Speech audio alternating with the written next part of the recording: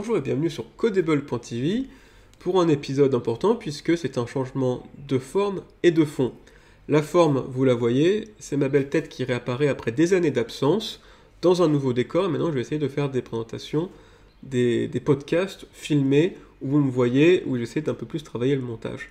Ça, c'est pour la forme qui change. Vous voyez aussi le décor derrière moi, c'est un décor fait avec les moyens, on va dire, qui est en construction. Donc il y a beaucoup de Bitcoin.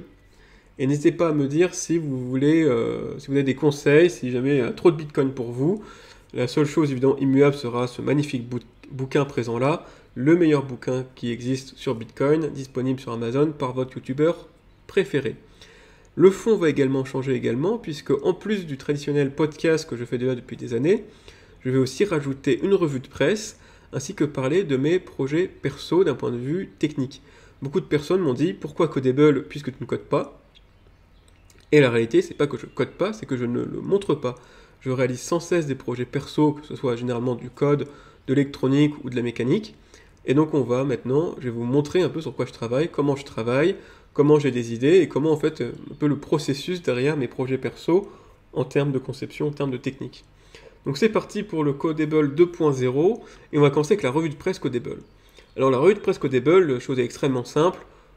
C'est un peu la revue de presse propaganda, c'est-à-dire je collectionne des fois des articles, il y en a à foison vraiment, il y a qu'à se baisser pour en ramasser, des articles de presse de la plus belle propagande, parfois même risibles.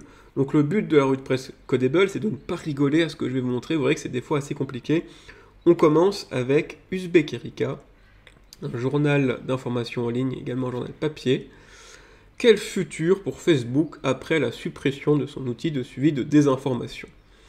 Ce titre est magique parce qu'il fait croire que Facebook, et notamment Zuckerberg, travaille au bien-être de l'humanité en termes d'information, en termes de bonheur et compagnie. C'est faux, c'est-à-dire je ne sais pas qu'est-ce qu'ils ont en tête, je ne sais pas pourquoi est-ce qu'ils sont si tristes que Facebook supprime leur outil de désinformation, comme si jamais il y avait un Facebook avant, un Facebook après. Le Facebook avant était un Facebook qui laissait la porte ouverte aux pédophiles, et qui a d'ailleurs pris des amendes, Zuckerberg a pris des amendes parce qu'il a été reconnu comme quoi il faisait vraiment pas grand chose pour éviter la pédophilie sur ses réseaux. Le Facebook d'avant était celui justement qui s'était fait aussi condamner par Cambridge Analytica. Cambridge Analytica était un scandale, comme quoi Facebook a laissé, pour des raisons pécuniaires, une manipulation de masse avoir lieu sur son réseau pour les élections américaines. C'est-à-dire que une campagne pro-Donald Trump avait eu lieu sur Facebook pour manipuler l'opinion sur Facebook. Zuckerberg était parfaitement au courant, c'est juste que ça lui rapportait de l'argent de laisser faire ça parce qu'il payait très cher en revenus marketing sur la plateforme. Donc Zuckerberg, pour des sommes pas non plus incroyables, avait totalement laissé une désinformation massive dans le but de manipuler des électeurs en vue d'une élection américaine, sans problème. Facebook, c'est aussi Instagram, c'est-à-dire ce réseau social qui n'hésite pas en fait à marchander la dépression de ses utilisateurs. Le but est de rendre ces utilisateurs totalement dépressifs et addicts à des vies qu'ils n'auront jamais fantasmées, imaginées par d'autres. Ça rapporte un max de blé, c'est parfait. C'est là où il y a tous les influx voleurs, enfin bref. Donc, je me demande bien quel était le Facebook, quel est le futur, comme ils disent, le futur pour Facebook, comme s'il y avait eu un avant et un après. Facebook est une plateforme qui a été conçue par Zuckerberg pour faire un maximum de thunes sur les choses les plus malsaines possibles. C'était ça avant, ça sera ça après, et c'est pas cet outil en plus en moins qui va changer quoi que ce soit à Facebook. Mais ce titre laissait penser que Facebook était là pour le bien de l'humanité, et ça m'a fait, moi, bien rigoler en tout cas. Second titre, absolument génial, Le Monde. Aux États-Unis, les républicains instrumentalisent la mobilisation pro-palestinienne sur les campus. Ça aussi, c'est vraiment un peu, c'est comme l'autre, c'est l'hôpital qui se fout de la charité, c'est-à-dire que le conflit pro-palestinien a été importé en Occident par la gauche.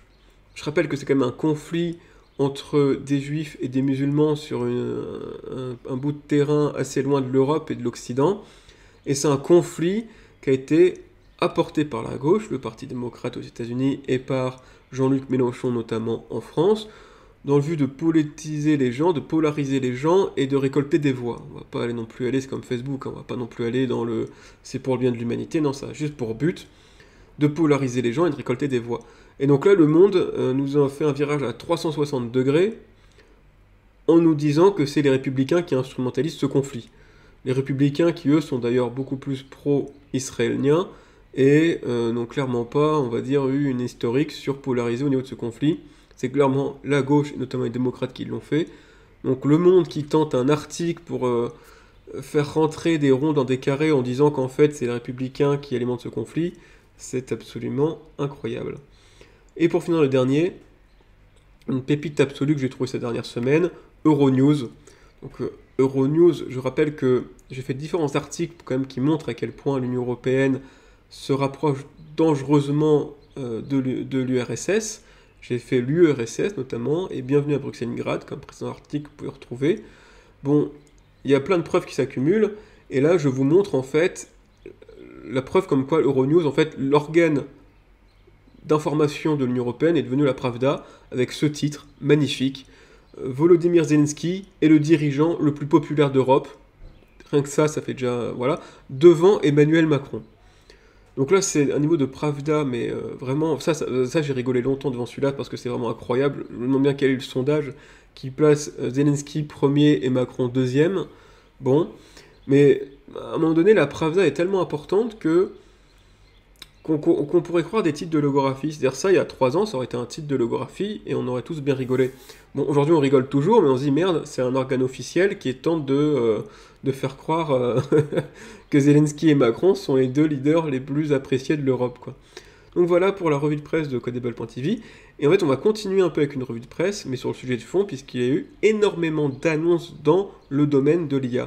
Un domaine que je traite sur Codable.tv, avec notamment comment déployer votre propre ChatGPT, qui était un article que j'ai fait il n'y a pas si longtemps. Et c'est un article qui en fait est quasiment déjà obsolète devant les annonces qui ont eu lieu ces dernières semaines. Donc voici un article qui remet encore une fois à jour actuellement les enjeux autour de l'IA et les annonces qui ont été faites autour de l'IA, et vous verrez que c'est vraiment les chaises musicales et un combat sans relâche, puisque OpenIA, lui, persiste et signe. Pour le futur, il lui faut une IA encore plus grosse que ChatGPT 4. Son CEO Sam Altman réclame donc 50 milliards de dollars par an, après avoir déjà englouti, on le rappelle, 11 milliards de dollars, et sachant que rien qu'en infrastructure, il paye déjà 700 000 dollars par jour pour les coûts de son serveur. Car oui, le pape de l'IA est surtout de plus en plus seul dans sa vision d'une IA gigantesque et très coûteuse. La startup française Mistral a marqué le début d'une autre voie, celle d'IA plus petite et plus économe. Google avec Gemini ou Facebook avec Llama tentent eux aussi de satisfaire un peu tout le monde, à la fois en proposant des grosses IA pour rivaliser avec ChatGPT, mais à la fois aussi en misant sur des petites IA qui seront beaucoup plus faciles à implémenter et beaucoup plus populaires. Plus surprenant, c'est Microsoft, qui est pourtant, on va dire, le quasi-propriétaire d'OpenIA, puisqu'il y a injecté quand même des milliards dans cette entreprise. Microsoft vient de révéler à son tour ses propres IA, qu'il appelle Phi 3, qui sont des petites IA, donc à l'opposé de ce que fait ChatGPT, dans lequel il a investi à travers ChatGPT et OpenIA. Dans cette fournée de nouvelles IA économes face à l'ogre ChatGPT, on aurait presque oublié les annonces d'Apple. Apple a lui aussi révélé ses modestes IA qui ne s'annoncent ni spécialement innovantes, ni plus intelligentes que les autres. Pourtant, elles risquent de faire toute la différence, car dans le même temps, Apple a sorti son dernier processeur, le M4, 6 mois seulement après avoir sorti le M3, avec comme ambition d'orienter ses processeurs vers l'IA. Apple suit ici une stratégie de long terme, ses premiers processeurs avec moteur IA, que la marque appelle Neuronal Engine, existent depuis 2017. Apple utilise déjà des fonctionnalités d'IA en local, c'est-à-dire des IA qui, au lieu de tourner à distance dans un serveur, tournent en local sur notre smartphone, par exemple, nos ordinateurs. C'est notamment le cas avec les photos, où dans les iPhones peuvent retirer, grâce à de l'IA qui tourne en local, ils peuvent retirer le fond, extraire le texte, rechercher par mots-clés ou même reconnaître les visages. De telles IA demandent peu de puissance de calcul. Apple enchaîne les nouveaux processeurs pour être capable de suivre les nouvelles IA type ChatGPT ou Midjourney qui demandent énormément de ressources de calcul afin de les faire tourner comme les autres directement dans l'appareil, c'est-à-dire les iPhones, les Mac ou les iPads. Car le cloud, cette fameuse terre promise de la flexibilité et de l'optimisation des coûts, est un enfer pour l'IA. Un serveur pour héberger un site web coûte approximativement 20 €. C'est-à-dire que vous pouvez déployer votre site web pour 20 € par mois seulement. Mais un serveur pour héberger une IA coûte 2000 € par mois, soit 100 fois plus. Aussi, pouvoir utiliser l'appareil du consommateur pour déployer un produit autour de l'IA est un gain économique conséquent. Devant la réalité des factures vertigineuses qui s'entassent pour toute entreprise se lançant dans l'IA, OpenIA continue de brûler toujours plus de cash. Tout le monde tente de réduire l'hémorragie avec des IA davantage frugales en puissance de calcul. Apple va être la seule entreprise proposant des services IA sans surcoût supplémentaire pour lui. En utilisant directement l'appareil de l'utilisateur pour faire fonctionner ses IA, Apple récupère un gain économique pour lui et une raison d'acheter le dernier produit pour le consommateur. La guerre de l'IA grand public fait donc rage. OpenIA reste le leader, mais un leader dispendieux face à une concurrence qui propose des alternatives bien moins coûteuses pour eux.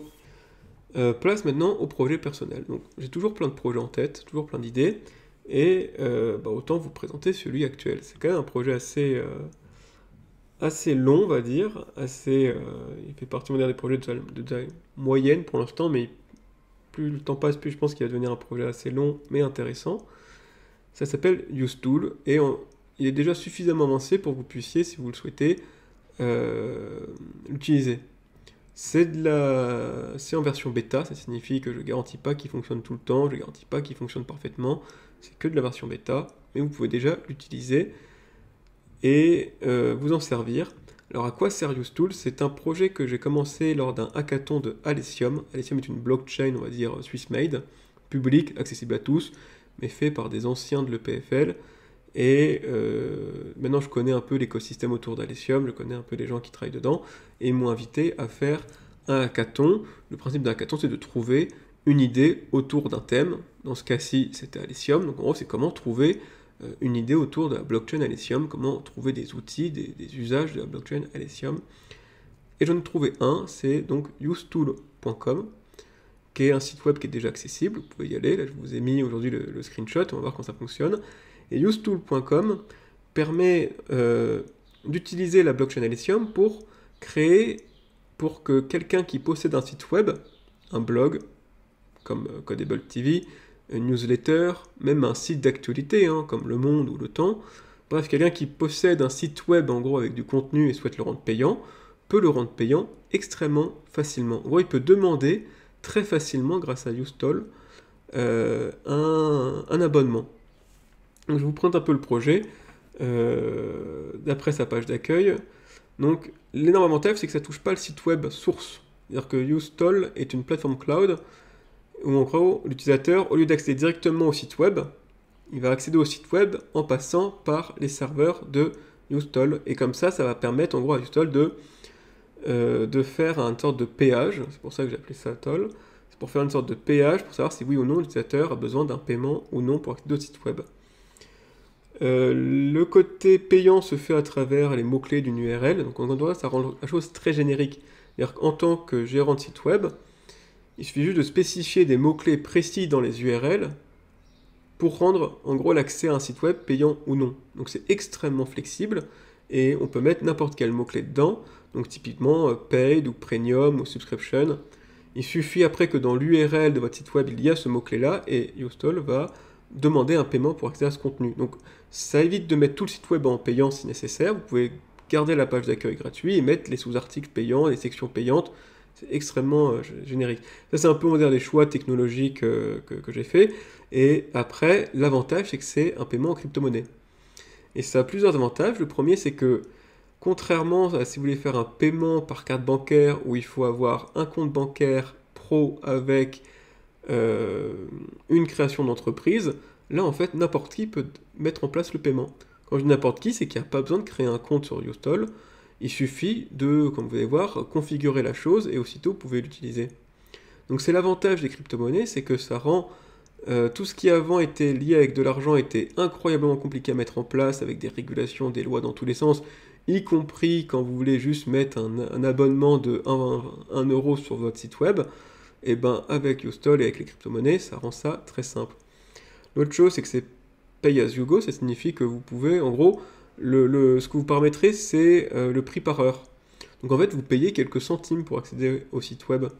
Et ça, c'est un avantage des crypto-monnaies, alors ça dépend lesquelles. Avec Bitcoin, ça aurait été compliqué, mais avec par exemple Alessium, là, la blockchain avec qui j'ai travaillé, les frais sont minimes. Donc si jamais vous demandez 50 centimes par exemple pour un abonnement à travers une carte bancaire, ça marche pas en fait. Ça marche tout bonnement pas parce que vous allez payer plus de frais que les 50 centimes. Alors qu'avec les blockchains, eh ben, certaines sont vraiment pas chères à l'usage, notamment Alessium, et donc vous pouvez parfaitement demander un abonnement de 50 centimes, vous allez recevoir grosso modo les 50 centimes. Donc beaucoup de blockchains ont des frais qui sont très avantageux et qui permettent les micro-paiements, comme ici par exemple, où on peut demander quelques paiements pour aller sur Ustol. Comment ça marche si vous voulez utiliser Ustol? Vous spécifiez le site de redirection, donc c'est le site que vous voulez rendre payant. Moi c'est Codable.tv. Alors Codable.tv, je vous rassure, restera gratuite. La version Codable.tv publique est gratuite, tout le monde peut y accéder, voilà. C'est juste pour les démos où je vais montrer que je peux créer une version de Codable.tv payant grâce à Ustol. Vous spécifiez les mots-clés, ici c'est super, parce que j'ai un article qui parle de la superconductivité, donc je vais en fait rendre uniquement cet article payant dans Codable.tv dans la démonstration. Authentification, bah oui, si là Codable.tv reste accessible publiquement, mais si vous voulez rendre votre site payant, il faut fermer le site source avec un mot de passe et rendre uniquement accessible le site à travers Ustol pour que les gens n'aient pas d'échappatoire au paiement. Donc ce champ ici, c'est si vous souhaitez mettre de l'authentification, ce qui normalement est nécessaire pour éviter que les personnes évitent de payer. Et là on arrive dans la partie crypto, vous donnez l'adresse de votre compte Alessium pour recevoir les paiements, vous donnez le montant par heure, c'est-à-dire qu'en gros c'est littéralement un parc-mètre, hein, on va dire, c'est-à-dire que vous allez payer par heure l'accès au contenu payant de votre site. Donc ici j'ai mis 0,5. Il y a Ethereum, c'est-à-dire que je vais rajouter au fur et à mesure d'autres blockchains que Alessium. Ethereum fonctionne mais encore plus bêta que le reste. Et c'est parti, on encrypte. Donc quand on encrypte, en gros c'est ça qui est intéressant, c'est qu'encore une fois il n'y a pas besoin de créer de compte, il y a juste besoin de prendre ces informations-là qui sont données par Ustol et d'aller sur votre hébergeur web, donc typiquement OVH ou autre si vous avez, et d'aller dans la configuration DNS. DNS, c'est là où il y a le nom de domaine. Donc c'est là où il a écrit Codable.tv, c'est là où il est paramétré le nom de domaine Codable.tv. Et il faut rajouter en fait ces entrées-là dans le nom de domaine pour pouvoir dire à Ustol comment se comporter avec ce site. Donc il n'y a pas besoin de créer de compte, c'est anonyme. Il suffit juste, à un moment donné, de remplir le formulaire avec votre paramétrage d'abonnement et votre site web et d'aller mettre les informations que vous donne Ustol dans votre configuration DNS. Et là, je vais vous faire maintenant la démonstration. La démonstration, c'est que vous avez ici Codable.tv, qui est le site source, le vôtre, qui encore une fois est publiquement accessible, c'est pour la démo, il est publiquement accessible, donc on peut accéder à tous les articles. Ce site, à la base, après, il est connu que de vous seul, et il est protégé avec un mot de passe. C'est juste que dans mon exemple, Codable.tv, je le laisse ouvert. Et vous avez le site web qui passe par Ustol. Donc actuellement ça se voit parce que le nom de domaine a changé, c'est un peu barbare, c'est www-codable-tv.ustol.com. C'est pour des problématiques techniques assez pointues au niveau du SSL. C'est plus simple de faire comme ça au départ. Le site est en bêta. Je vais essayer de régler ces problèmes de nom de domaine après. Mais donc, vous voyez que je suis arrivé sur une copie parfaite de Codable.tv, et pour cause, c'est Codable.tv. C'est-à-dire que c'est Codable.tv, mais au lieu d'aller directement vers Codable.tv, je passe par Ustol, mais c'est totalement transparent pour l'utilisateur. Et dedans, j'ai des articles qui sont gratuits, là, comme le dernier sur le halving de Bitcoin. Et il y a ce fameux article ici, que j'ai paramétré dans Ustol pour le rendre payant, et donc maintenant, si je clique dessus, je suis redirigé vers une petite pop-up de Ustol qui me dit de choisir ma blockchain. Je vérifie qu'il n'y avait pas une souscription passée à travers un abonnement qui avait déjà payé auparavant. Je sélectionne le nombre de temps que je veux rester au niveau de mon abonnement. Donc ça peut aller de 1 heure, 1 jour, 1 mois. En fait, vous mettez le montant que vous voulez. Et je vais calculer au prorata le nombre d'heures que vous avez le droit pour accéder au contenu payant. Vous faites subscribe, c'est-à-dire que vous lancez la transaction, vous payez avec vos crypto-monnaies. Il y a un petit temps d'attente ici, vous voyez. Et hop, vous avez accès au site web. Qui est maintenant devenu payant. Donc c'est mon dernier projet actuellement en bêta. C'est un projet qui est assez intéressant techniquement, qui est pour une fois aussi utile. C'est pas tous les jours que je fais des projets perso utiles. Celui-ci, il est encore en bêta, mais je suis en train un peu de le faire connaître pour que s'il y en a qui veulent rendre leur site web, n'importe quel site web, payant avec payant freemium, on va dire, c'est-à-dire une partie qui peut être gratuite si on souhaite, ben, ils peuvent facilement le faire avec cet outil.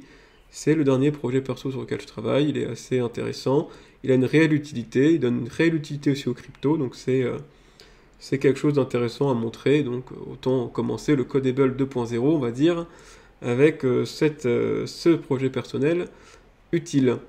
Voilà, n'hésitez pas à me dire ce que vous pensez de ce nouveau Codable, si vous souhaitez plus de revues de presse, plus de projets personnels ou moins.